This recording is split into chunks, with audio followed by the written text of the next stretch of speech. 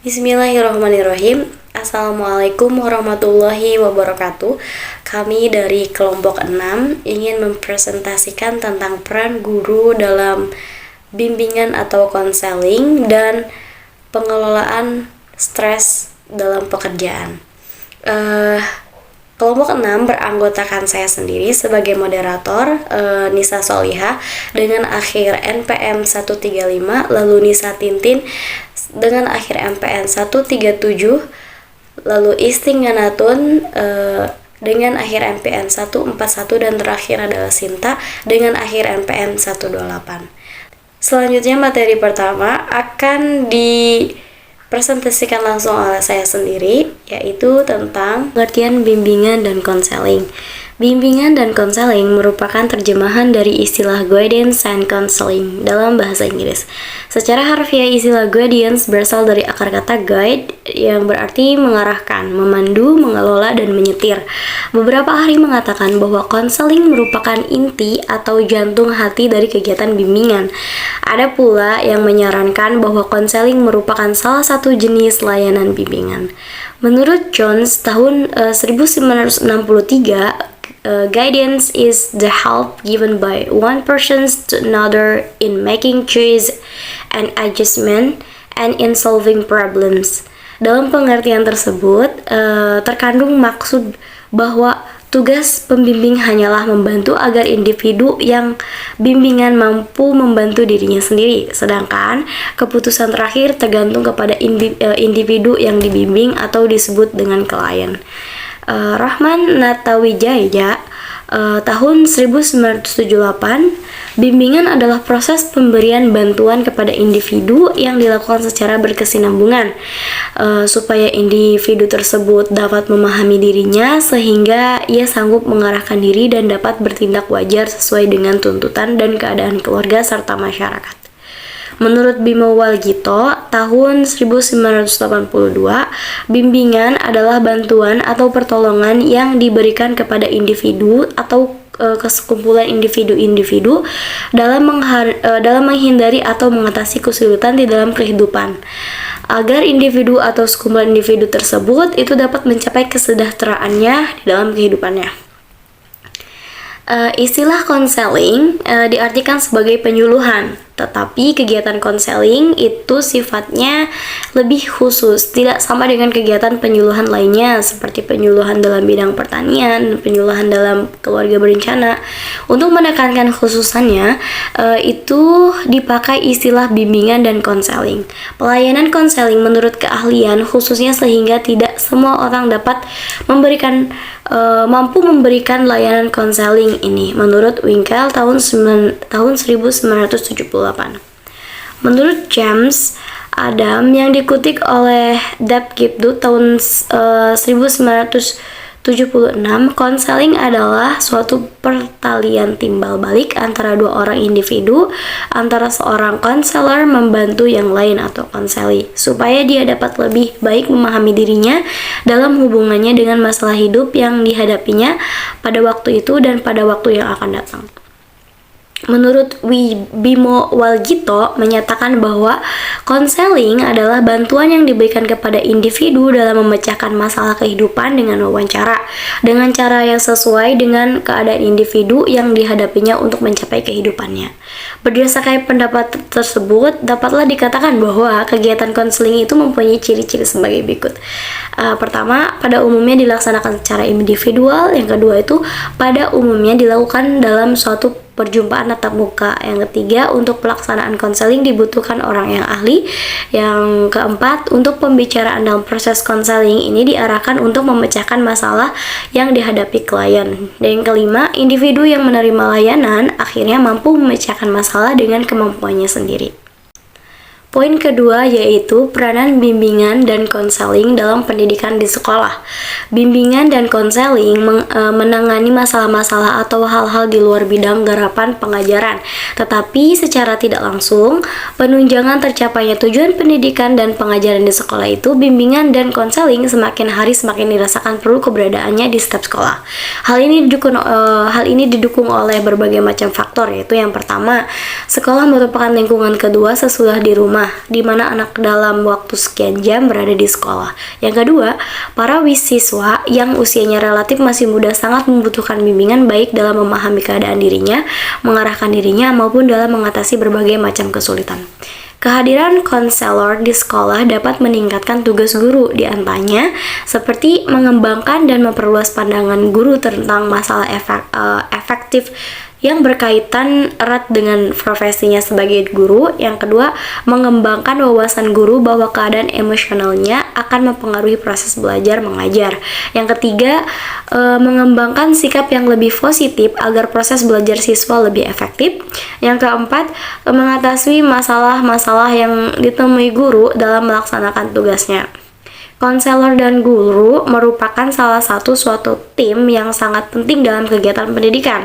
Keduanya dapat saling menunjang terciptanya proses pembelajaran yang efektif. Assalamualaikum warahmatullahi wabarakatuh. Perkenalkan, nama saya Istinatu Darusna dengan NPM 2021222141. Tujuan bimbingan dan konseling yaitu untuk membantu siswa mencapai tugas-tugas perkembangan secara optimal sebagai makhluk Tuhan, sosial, dan pribadi. Dengan begitu, peserta didik bisa meraih kebahagiaan sebagai individu maupun makhluk sosial. Adapun tujuan umum dari layanan bimbingan dan konseling adalah sesuai dengan tujuan pendidikan sebagaimana dinyatakan dalam Undang-Undang Sistem Pendidikan atau UU SPN tahun 2003, UU nomor 20 2003, yaitu terwujudnya manusia Indonesia yang berbudi pekerti luhur, memiliki keterampilan dan pengetahuan, kesehatan jasmani dan rohani, serta rasa tanggung jawab ke masyarakat dan kebangsaan. Sedangkan tujuan bimbingan konseling secara khusus meliputi aspek pribadi sosial, belajar, dan karir. Berikut ini beberapa tujuan bimbingan konseling ditinjau dari berbagai macam aspek, yaitu yang pertama, merencanakan kegiatan penyelesaian studi, perkembangan karir, serta kehidupan peserta didik di masa yang akan datang. Yang kedua, menyesuaikan diri dengan lingkungan pendidikan dan lingkungan masyarakat. Yang ketiga, mengetahui hambatan dan kesulitan yang dihadapi peserta didik dalam studi, penyesuaian dengan lingkungan dan pendidikan dan masyarakat. Yang keempat, mengembangkan seluruh potensi dan kekuatan yang dimiliki oleh peserta didik seoptimal mungkin. Yang kelima, memiliki kesadaran diri untuk menggambarkan penampilan dan mengenal kekhususan yang ada pada dirinya. Yang keenam, mampu melaksanakan keterampilan atau teknik belajar secara efektif. Yang terakhir, yang ketujuh, mampu mengembangkan sikap positif seperti menggambarkan orang-orang yang mereka senangi. Perkenalkan, saya Nisa Tintin Rusmiati dengan NPM 2021222137. Di kesempatan kali ini, saya akan membahas mengenai peran guru dalam bimbingan dan konseling. Bimbingan di sekolah dapat digolongkan ke dalam bimbingan belajar pribadi, sosial, dan juga karir. Walaupun secara teoritis, keempat jenis bimbingan tersebut dapat dibedakan. Tetapi dalam praktik satu sama lain akan terkait erat dan tidak dapat dibedakan dan dipilih-pilih secara tegas. Secara ringkas, layanan bimbingan yang dimaksud terbagi ke dalam berbagai uraian. Yang pertama yaitu mengenai bimbingan belajar. Bimbingan belajar diarahkan kepada upaya membantu peserta didik dalam mempelajari konsep dan keterampilan yang terkait dengan program kurikuler sekolah. Bimbingan tersebut diantaranya seperti cara belajar, baik belajar secara kelompok ataupun secara individual. Kemudian yang kedua, bicara bagaimana merencanakan waktu dan kegiatan belajar. Ada juga efisiensi dalam menggunakan buku-buku pelajaran, cara mengatasi kesulitan yang berkaitan dengan mata pelajaran tertentu, dan ada juga cara proses dan prosedur tentang mengikuti pembelajaran. Yang selanjutnya yaitu mengenai bimbingan pribadi. Bimbingan pribadi lebih terfokus kepada upaya untuk membantu peserta didik mengembangkan aspek-aspek kepribadian yang menyangkut pemahaman diri dan lingkungan, kemampuan memecahkan masalah, konsep diri, kehidupan emosi, dan identitas layanan diri.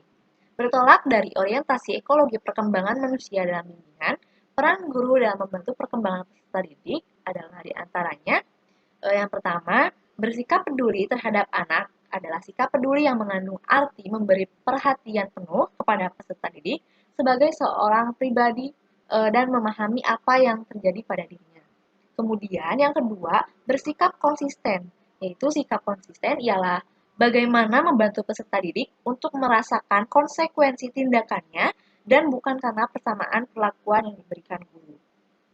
Kemudian yang ketiga, mengembangkan lingkungan yang stabil adalah guru harus berupaya mengembangkan struktur program dan tatanan yang dapat menumbuhkan perasaan peserta didik bahwa dirinya hidup dalam dunia yang memiliki keteraturan, stabilitas, dan tujuan. Dan yang keempat yaitu mengenai bersikap permisif. Yaitu sikap permisif ialah memberikan keleluasaan dan menumbuhkan keberanian peserta didik untuk menyatakan diri dan menguji kemampuannya serta bersikap toleran terhadap kekeliruan dan keragaman perilaku peserta didik. Kemudian ada juga bimbingan sosial. Bimbingan sosial diarahkan kepada upaya membantu peserta didik untuk mengembangkan keterampilan sosial atau keterampilan berinteraksi di dalam kelompok. Keterampilan sosial yaitu kecakapan berinteraksi dengan orang lain dan cara-cara yang digunakan dalam interaksi tersebut sesuai dengan aturan dan tujuan dalam konteks kehidupan sosial tertentu. Di dalam kehidupan anak sekolah, kecakapan tersebut adalah kecakapan interaksi dengan kelompok teman sebaya ataupun orang dewasa. Dan yang terakhir mengenai bimbingan karir. Bimbingan karir di sekolah diarahkan untuk menumbuhkan kesadaran dan pemahaman peserta didik atau ragam kegiatan dan pekerjaan di dunia sekitarnya. Pengembangan sikap positif terhadap semua jenis pekerjaan dan hal yang lainnya. Serta pengembangan kegiatan yang positif. Bimbingan karir di sekolah juga berkaitan erat dengan upaya membantu peserta didik untuk memahami apa yang disukai dan tidak disukai. Kemudian selain itu juga kecakapan diri, disiplin, dan mengontrol kegiatan sendiri. Saya akan menjelaskan mengenai pengertian stres. Menurut Dadang Hawari, stres adalah reaksi terhadap permasalahan kehidupan yang dialami. Sedangkan menurut Ardita, mengatakan bahwa pengertian dari stres adalah perasaan tidak enak, tidak nyaman, tertekan baik fisik maupun psikis sebagai respon terhadap stresor yang mengganggu, mengancam, mengganggu kesejahteraan hidupnya. Berdasarkan pengertian tersebut, dapat disimpulkan bahwa stres adalah ketegangan fisik maupun psikis yang dialami individu sebagai reaksi atau respon terhadap kondisi atau kejadian tertentu yang menyebabkan ketidaknyamanan pada dirinya. Dan di sisi lain, stres juga memberikan dampak pengaruh positif dan negatif. Untuk pengaruh positif, yaitu diantaranya yang pertama mendorong individu untuk melakukan sesuatu, yang kedua membangkitkan kesadaran, dan yang ketiga menghasilkan pengalaman baru. Sedangkan untuk pengaruh negatifnya, yaitu yang pertama menimbulkan perasaan tidak percaya diri, depresi, atau bahkan memicu berjangkitnya penyakit seperti sakit kepala, sakit perut, insomnia, dan serta tekanan darah tinggi atau stroke. Yang selanjutnya itu mengenai stres pada setiap periode kehidupan. Yang pertama itu stres pada masa bayi. Situasi stres yang umumnya dialami bayi merupakan pengaruh lingkungan yang tidak ramah atau unfamiliar, dan adanya keharusan untuk menyesuaikan diri dengan tuntutan atau peraturan orang tua. Adapun tuntutan atau peraturan yang harus diikuti oleh bayi, yaitu diantaranya yang pertama menerima penyapihan dari ibunya, dan yang kedua belajar cara makan dan mematuhi jadwal waktunya. Kemudian yang kedua itu mengenai stres pada anak-anak. Stres pada anak biasanya bersumber dari keluarga, sekolah, dan teman mainnya.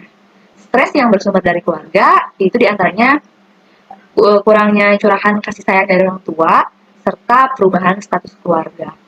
Selain itu ada juga sumber stres yang berasal dari sekolah, itu mengenai sikap dan perilaku guru yang kasar, kurang berhasil dalam bidang akademik, tidak naik kelas, kesulitan dalam mengerjakan tugas dari guru, atau bahkan keadaan sekolah yang kurang kondusif untuk belajar.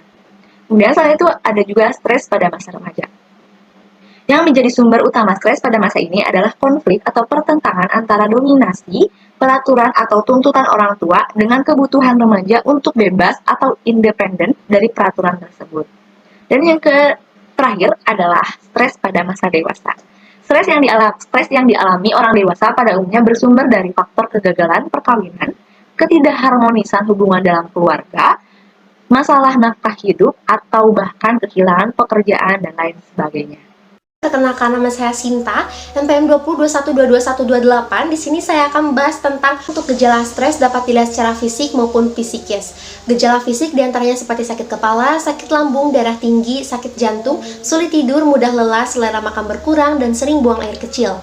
Dan untuk gejala psikis diantaranya seperti gelisah atau cemas, kurang berkonsentrasi, sikap apati, sikap pesimis, hilang rasa humor, malas belajar, melamun, dan sering marah. Selanjutnya, di sini saya akan membahas tentang sumber atau pemicu stres.